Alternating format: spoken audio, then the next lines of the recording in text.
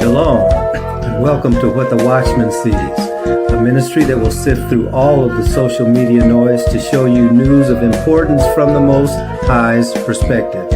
As watchmen, we are here both to warn of dangers and give biblical answers for dwelling in the secret place of the Most High during these times of confusion. Tell your family and friends to like, share, and subscribe as we delve into what Yahweh has for us, the apple of His eye. Let's get to work. Shalom. We're going to be doing a review study from several years ago. So as we begin, we always begin with 2 Timothy chapter 2, verse 15, which tells us to study to show ourselves approved unto the Most High, workmen who need not be ashamed, rightly dividing the word of truth. And also 2 Timothy chapter 3, verse 16, which tells us that all scripture is God-breathed and is profitable for doctrine, for reproof, for correction, for instruction in righteousness, that the person of the Most High may be complete, thoroughly furnished to every good work. What we're going to be doing is looking at themes for Bible study that the Most High has given our Tuesday and Shabbat Bible study over the course of any given year. So we are going to be looking specifically at one of the themes, which is to go back and rebuild. And that theme is directly in response to where the Most High's people were in 2020, in 2022, and now in 2024. And most likely that theme is going to continue to be relevant even as we move forward into, should the Most High give us more time on this earth as we move into subsequent years. So first we're going to start with Isaiah chapter 5, verses 1 through 7. And I'm going to read that, Isaiah chapter 5, starting at verse 1. This is a word of rebuke and a word of encouragement coming through the prophet Isaiah to the children of Judah specifically, but also Yasharel in general. So it starts in verse 1. Isaiah chapter 5, verse 1 says, "Now will I sing to my well-beloved a song of my beloved touching his vineyard.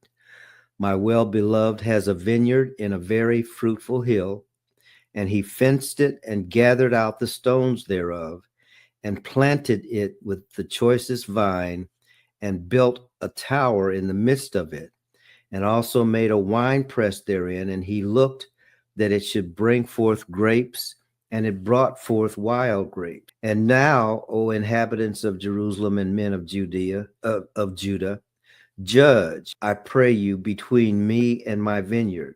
What could have been done more to my vineyard that I have not done in it? Wherefore, when I looked that it should bring forth grapes, brought it forth wild grapes. And now go to, I will tell you what I will do to my vineyard. I will take away the hedge thereof, and it shall be eaten up, and break down the wall thereof, and it shall be trodden down. And I will lay it waste, it shall not be pruned nor digged, but there shall come up briars and thorns. I will also command the clouds that they rain no rain upon it. For the vineyard of Yahuwah of hosts is the house of Israel, or Yasharel, and the men of Judah his pleasant plant. And he looked for judgment, but behold, oppression, for righteousness, but behold, a cry. That's the verse that we're going to be looking at as we look at the book of Ezra, and also later on in this study, the book of Nehemiah. So let's go ahead and continue. And as we look at the book of Ezra, what we're doing is examining the facets of rebuilding Yah's kingdom on the earth. What we just read in Isaiah chapter 5 is the Most High speaking to his nation, Yasharel, and again, specifically to Judah, about the relationship that they have, by their rebellious attitude and a recalcitrant attitude, they have misused that relationship, causing their own society to be overrun, and to the point where what Isaiah is talking about is when Jerusalem is eventually overrun.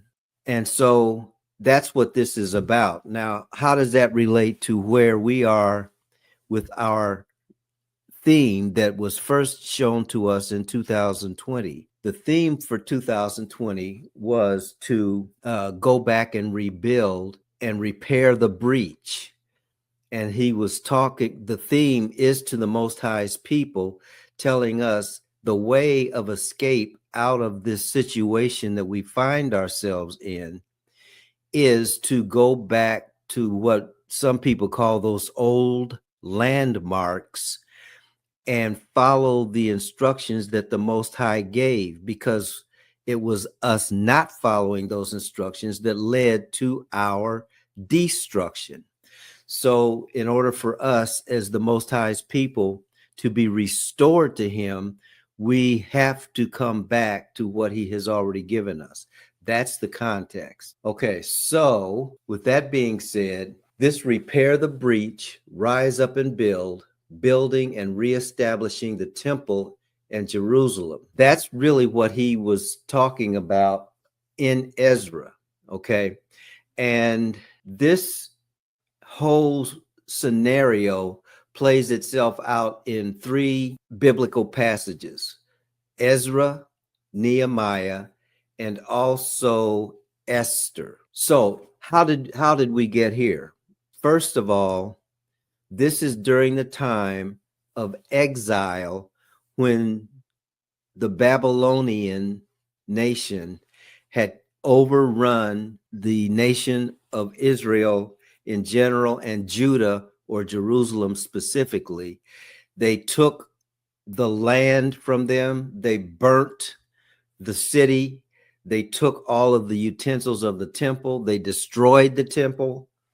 And during that process, well, actually, Jeremiah also is a good reference point for this story. So the story is a big one, because it has to do what happens to the Most High's people when we continually live in adultery and rebellion. Adultery being playing the role of a harlot in the sense of the nation of Yasharel, the children in the land of Judea, operating, worshiping other gods, ignoring the Most High, and then having to suffer the consequences of that, which was being overrun by Babylon. But the Most High told Jeremiah, and he told, as we'll see, he also told Ezra, you're going to be in captivity for 70 years. So that land is going to rest for 70 years. But at the end of those 70 years, and Daniel was also another individual, another prophet that spoke about these same things. At the end of the 70 years, the nation was going to come back. That happened once Babylon was destroyed or overrun by the Medes and the Persians, by King Cyrus specifically. So in King Cyrus's rule, which King Cyrus was a Persian, okay, so in his rule, the royalty of Judah was still in captivity in Babylon, and some of those people ended up working for King Cyrus once he took over not only the Babylonian territories, but also the people that were underneath Babylonian rule. Well, this man named Zerubbabel was a part of the captivity. Okay, so this timeline that you're looking at shows the some of the specifics of the children of Judah returning back to Jerusalem for the purpose of rebuilding what had been destroyed by the Babylonians. And so the first group of people that came back were led by this person by the name of Zerubbabel, and that was in 536 BC. When he took that group of people back into the land, well, let's just read what it's got up here. It talks about the reestablishing the altar and the temple, and we'll talk a little bit more in detail about that. But Cyrus, again, King Cyrus of Persia, defeated the Babylonian kingdom, and he's the one that allowed the Yahudi to return to the land with their items of worship, because he actually had those items of worship. For those of us who have been studying for a while, we know that when Jerusalem was sacked by the Babylonians, that they took the utensils in the temple as part of the spoils of that conquering. And so then once Cyrus took the kingdom from Babylonia, those same utensils, those same articles that were used for worship in the temple were now in his court, in King Cyrus's court. So he gives all of that to Zerubbabel, who was the grandson of a king, King Jehoiakim of Judah. And that's found in 1 Chronicles chapter 3, verse 17. And so he, being a descendant of David, was in that kingly line. He was actually born in Babylon during the exile between 587 and 539 BC. So it was Zerubbabel that traveled to Judah after King Cyrus II allowed the Judean captives to return to their homeland to rebuild the temple. And that's found in Ezra chapter 1, 1 through 4, chapter 6, 3 through 5, and then 8 through 10, which is why we're looking at this as it relates to Ezra. Most of our time in this setting of the Bible study, this is now Bible study. This is not the meditation that we have been doing in previous iterations. This is actually taking the scripture, examining what's in the scripture, so that we can see not only the story, but the purpose of the story. The Bible confirms itself. And that's why even in this slide, you can see that we already covered Ezra. We're going to be talking about Nehemiah. And then we're also mentioning Haggai. Okay, so Zerubbabel traveled to Judah after King Cyrus allowed the Judean captives to return to their homeland to rebuild the temple. That's an important fact. The prophet Haggai, so Haggai talks about it too, identifies Zerubbabel as the governor of Judah after the exile. That's in Haggai chapter 1, verse 1, chapter 2, verse 2, and verse 21. Each group held in captivity in Babylon was allowed by Cyrus to come back to Judea to their own city. A total of 49,897 souls who were still living in captivity in Persia from the Babylonian captivity. That's the number that returned from that general population. It included Levites, it included the descendants of Solomon's servants, and other priests. Now, all of that was going on in 536 BC. So between 536 BC and 457 BC, which as you can see, that's like almost 80 years. Okay. The process of coming out of captivity and being back in the land was a process that took time. It didn't happen overnight. And so as we look at where our situation is, when the Most High is working with us as his people, it's very similar. As we have heard in other places, history does not necessarily repeat itself, but history does rhyme. And this is why we're looking at it. So we're looking at what it is that's rhyming. So they started in 536 BC. Then we jump over to Ezra, which is, again, where we're going to spend most of our time during this session.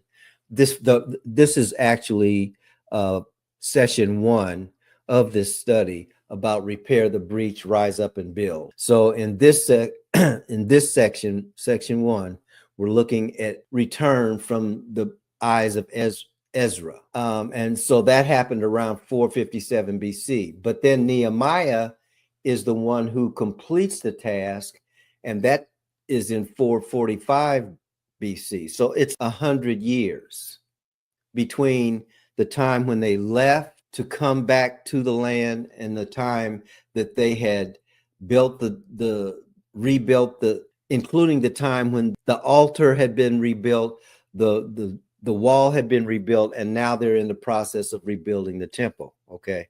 So again, time went by. So in Ezra, 80 years later, in 457 BC, the temple services were restored. Ezra, as being a priest, taught the people about their law, what the sacrificial offerings were for. He reinstituted temple service, and then calling upon the people and the priest to repent from the idolatry that got them sent into captivity in the first place, and that they were still engaged in, by the way, even though they were back in the land. So now we'll go ahead. What does it mean to repair the breach? Because that's the theme, okay? And as we read in Isaiah chapter 5, there's two parts. There is a wall, and then there's also a hedge to shut in for protection or restraint. It's like a fence. Okay. So that's why you had one part of the hedge, if you will, was made of stones, as Isaiah talked about, Isaiah chapter 5 talked about. The other part of it was made of briars and thorns. But the whole purpose was to protect that which was inside. The hedge is what protects the vineyard. So what is the most precious thing that the hedge is protecting? It's the vines. It's the fruit of the vine. So the vineyard is there to produce the fruit of the Most High. And that's what the Most High was, through Isaiah, was criticizing the children of Yasharel for, because what he is saying is, look, I did everything that I could to establish you and to protect you. But because of your actions, I'm removing that protection from you. That's what he's talking about. So the vineyard is there to produce the fruit of the Most High, which sustains life and it refreshes life. The gaps that occur are in the breach of that. So that's what Yasharel was being told they had to deal with when they went back. Now that's really talking about when they went back during Nehemiah's time, because that's when they went back, they were actually successful. See, the reason it took so long is because the Most High allowed them to come back into the land, but there were people there, and those people didn't want them there because they had begun to occupy that very land. So the last thing they wanted was for that wall to be rebuilt, and for that temple to be rebuilt, and for that city to be rebuilt. So in other words, they were enemies of the Most High's people. And that's what happens when the hedge or the wall is breached. Okay, so the gaps are in the breach. And so when we go back to examining the facets of rebuilding Yah's kingdom on the earth, that's what this is all about. This is talking about how Yasharel can rebuild the kingdom that the Most High set up with us in mind. Okay, so when we go back to do that, we go back in war mode. This is a very important understanding. When the Most High allows you to go back to what you should have never left in the first place, part of your going back is retaking that which he had already given you. Okay, and that's why, if you remember, there's a Bible verse in the New Testament that says the kingdom of heaven suffers violence, and the violent take it by force. That's the concept. When we are going to rebuild what the Most High has given us after we've let it fall into disrepair, we're going to have to fight to get it back the way that it's supposed to be. There will be opposition. How our people got to the point of thinking once they become children of the Most High, then everything is smooth sailing. There's no biblical precedent for that. You got to struggle. And so that's what we're looking at. So when the breach is being repaired, which is again what this slide is highlighting, during the reconstruction part, there are some people who are going to be rebuilding. There are some people who are going to be standing beside those who are rebuilding with a weapon to keep the enemy from stopping the work. Okay. Well, who is the enemy? The enemy is agents of Satan. It's always the same story, just with different characters. Okay. So what are we actually repairing? We're repairing our personal relationships, our family relationships, our relationships in our community, and ultimately our national purpose as the children of Yasharel. So now we're going to talk about a little bit further about this hedge that has to be repaired. There's one thing that we didn't mention about the hedge, as we're using this analogy, or the Most High is using this analogy. Our hedge is the people who lead Yasharel. I'm going to say that again. Our hedge is the people who lead Yasharel, who lead Israel, who lead the children of Judah, because it's the leaders that the Most High has given the duty to protect what's inside of the kingdom, the souls inside of the kingdom. So now you might have a better sense of why our community is in disarray. The hedge has been breached. Well, who is the wall has been breached. The hedge has been breached. And who is that? That's the people who are in positions of leadership. They have not done their job, and they have let the worldly mindset, the satanic mindset, come in to destroy the blessing that the Most High has for his people, so that they can be a blessing, so that we can be a blessing. So that leadership piece is key to rebuilding the wall. Okay, so a little bit more on the hedge. The hedge is the protector, and that starts from the very beginning.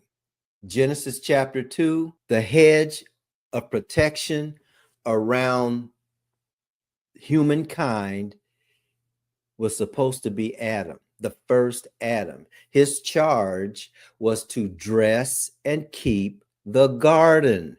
What was in the garden? Trees full of fruit that brought life and sustained life. When Adam failed to do his job, that's when the serpent was able to breach that wall, him, and work through the woman. 1 Corinthians chapter 15, verse 45. The second Adam's charge is the same as that of the first Adam. The first Adam was of the earth, earthy. The second Adam is from heaven. The second Adam is Yeshua HaMashiach, the person that is known as Jesus the Christ, the Messiah. So he, as the second Adam, is our hedge of protection.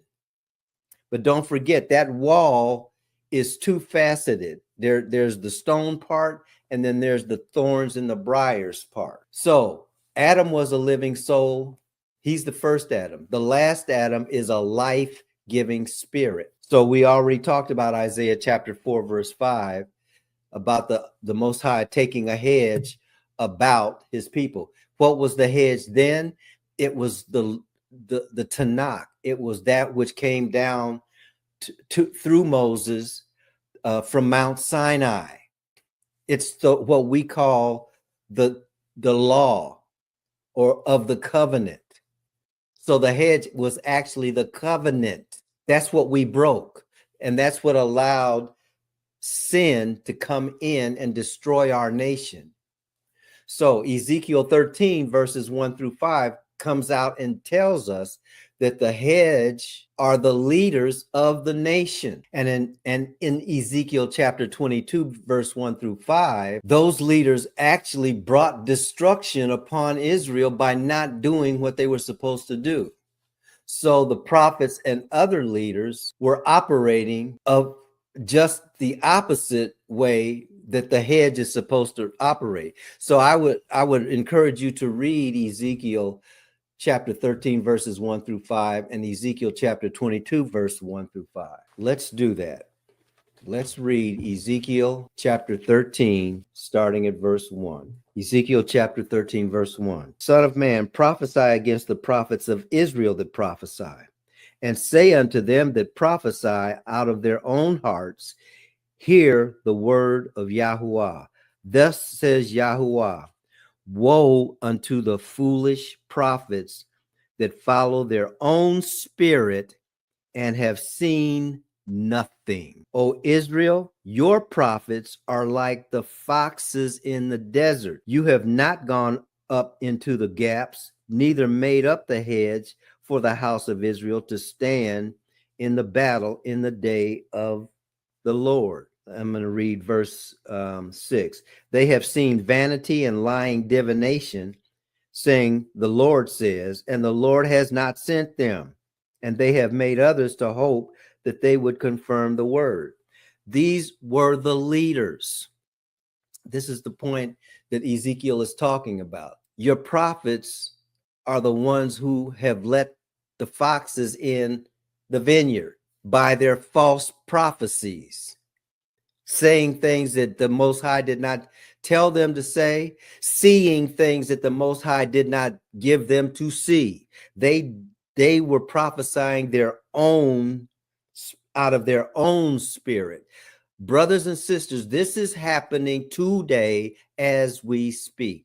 And that's why it's so important to know the word so that we can have the discernment that is needed in order for us to know when the Most High is speaking through his prophets and when the prophet is just speaking through their own lustful desires.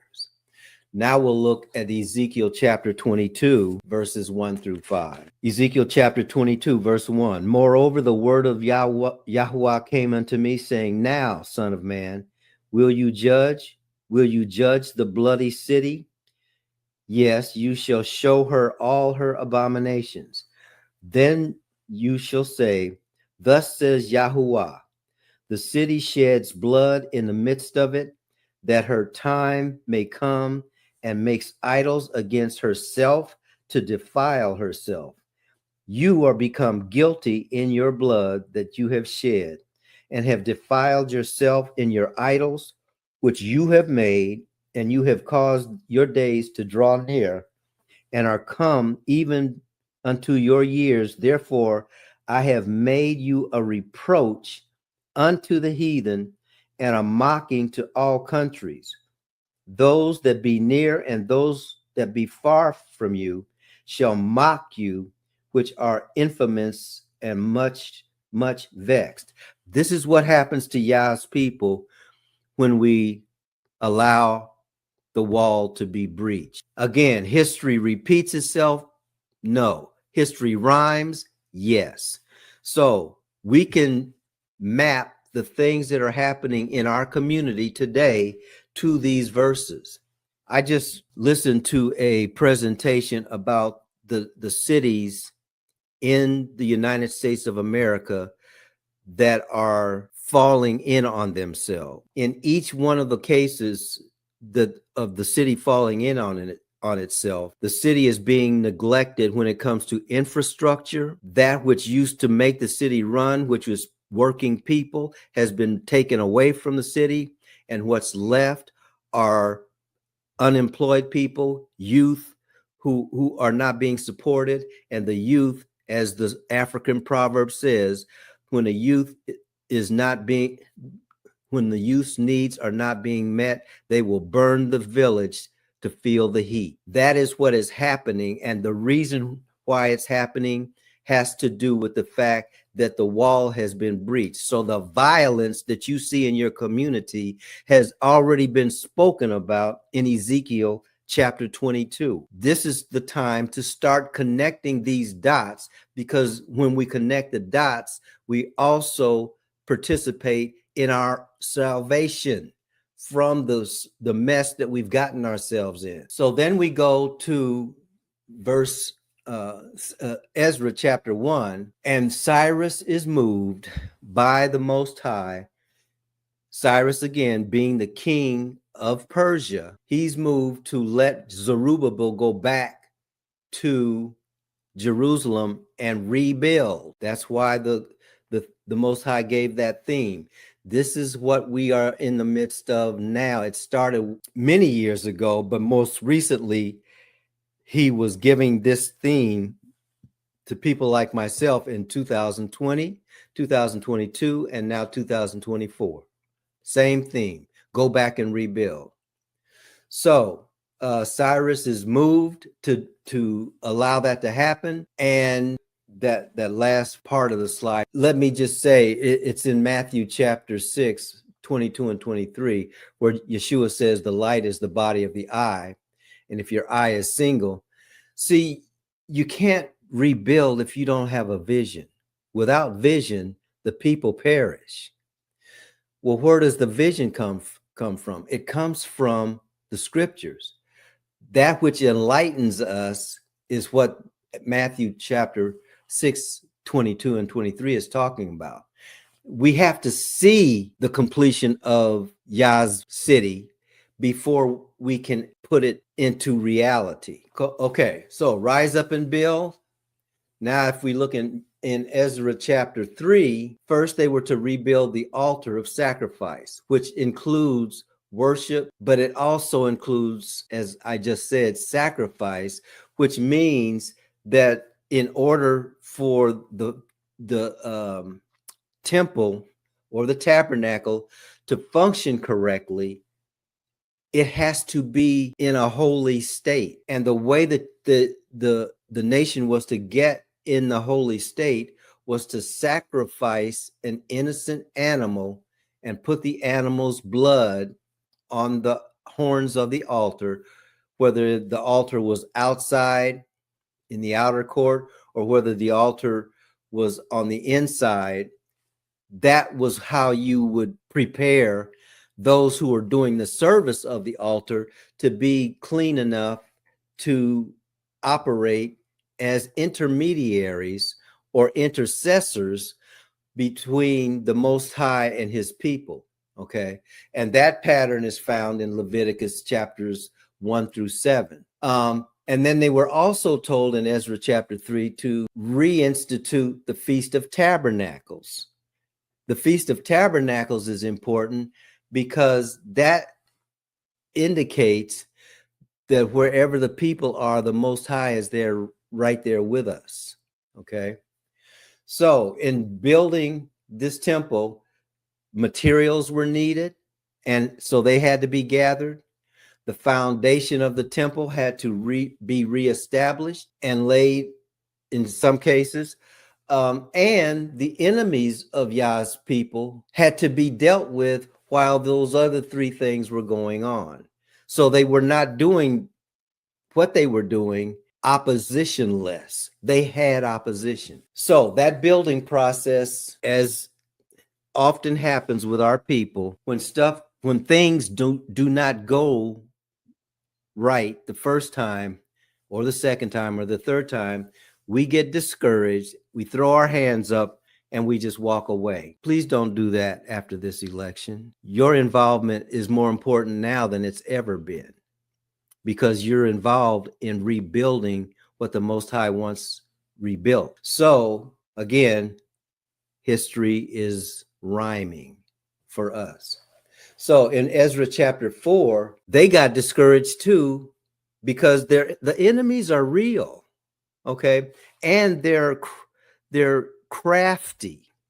So what the enemies will always do, and brothers and sisters, they're doing it right now. They're under this awakening.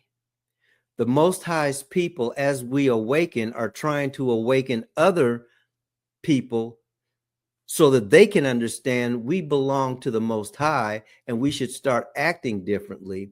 Well, that very message is being subverted. And the way that it's being subverted is people are going to city, state, and national legislative bodies saying, stop this awakening. That they are calling the Most High's people coming to an understanding of our identity. They're calling us as being opposed to their people group. Why is that happening? Because they're enemies. That's what the enemy does. The resistance is real.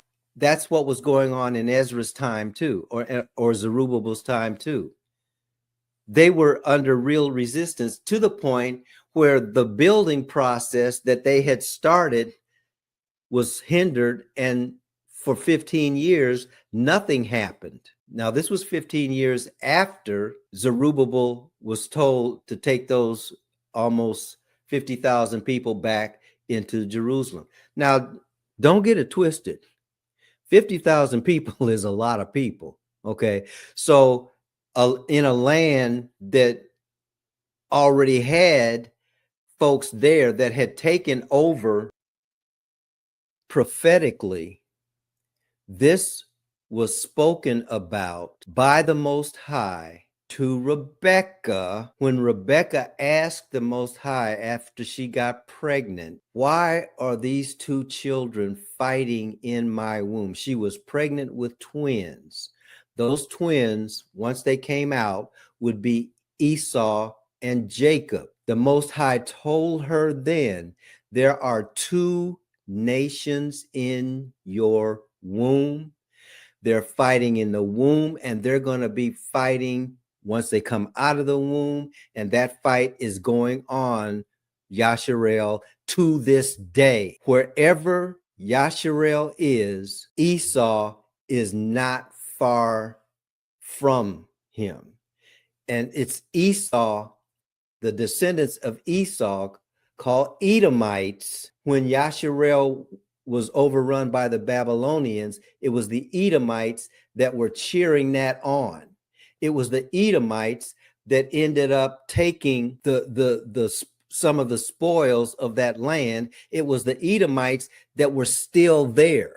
So the people who were prosecuting the conflict with Yasharel when Yasharel returned were the descendants of those twin brothers. This was a family thing that was still going on. So in that fraternal war, Esau is a better fighter than Jacob. Esau is more cunning than Jacob. Esau is more deviant than Jacob. And Jacob has his own ratchetness. Now, why am I saying that? It's because, first of all, what Esau did was he infiltrated the hierarchy. They tried to go to Artaxerxes or to Cyrus and make Cyrus change his law that allowed Yasharel to come back into the land. First, they tried that. When that didn't work, the next thing they tried was to talk to Ezra and the people with him and say, we'll help you build. Here, let us join you. This is still going on today, brothers and sisters. Still going on today. So the adversaries were from the people groups placed in the land, not only by the Assyrians and the remnants of the 10 northern tribes. The scriptures in Nehemiah call them Samaritans, but they also included people who were Edomites. And they had one purpose in all of the things that they did, and that was to destroy the effort. So for 15 years, they were successful. But after 15 years, the Most High's will began to be carried out once again. How was that How was that able to happen? Because the real people of the Most High were able to identify their enemies and tell them to leave them alone, or no, we don't need any help from you, and et cetera, et cetera, et cetera. They separated themselves from their enemy. Brothers and sisters, if you don't separate yourself from your enemies are going to win, even though the Most High has blessed you. That's why the Most High said, come out from among them. But the problem is, wherever we go, they're right there watching us, taking notes, seeing where our weak points are so that they can kill us. That's what the enemy is always doing. It started in the garden and it's going on as we speak in 2024. So what the enemies did, they contacted those who were placed in the Persian kingdom so that they would frustrate the decree of Cyrus, which is what I was talking about. They wrote a letter to Artaxerxes or Ahasuerus. Xerxes was the title under which the rulers of the Persians operated. In other words, it wasn't, Xerxes was not the first or surname of the king. It was his title. Okay. So the children, as the scriptures say, they went to the people in power, Ahasuerus, and tried to get them to change the laws so that they could continue to overturn the intent of the Father in heaven for his people. And here's what we find out. This is where I was going with those previous comments.